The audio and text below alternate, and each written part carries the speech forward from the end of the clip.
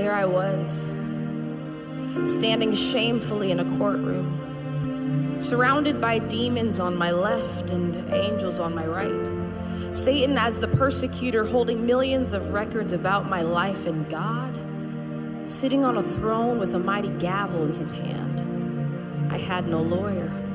Placed on trial for things such as lying, stealing, and fornication. For this was the beginning of my tribulation, for there was no reason to plead an innocent statement, for all the evidence was sitting right there with Satan. The demons smiled as tears rolled down the judge's eyes, for they clearly knew that now was the hour of my demise.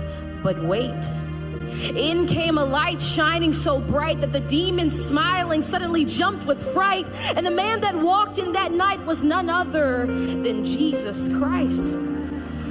Darkness departed to give way, and glory was all the angels could say. As the man that walked in that night pulled out a lighter and immediately set Satan's records against me on fire. He took the sentence file and erased my name, looked at me in the eyes and said, "Daughter, I'll take the blame."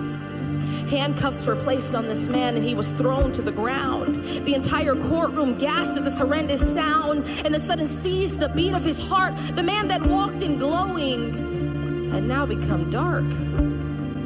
I did this to him. My lying, my stealing, my cheating, and he took the pain and spent 3 days in the hell that I was to go to for eternity.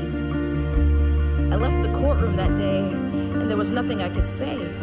I was found innocent, for Christ handled the debt that I was to pay. This type of love is more than you could give to a girlfriend, boyfriend, husband, wife. This man died for me. I owe him my life. And even though my life is not at all worth it, how could you ever trade preference for perfect? See, I gave my life to Christ and suddenly picked up a mop. The lying, cursing, cheating, all that had to stop, because my life had been bought. And it'd be a shame to sit there and do nothing but let it rot.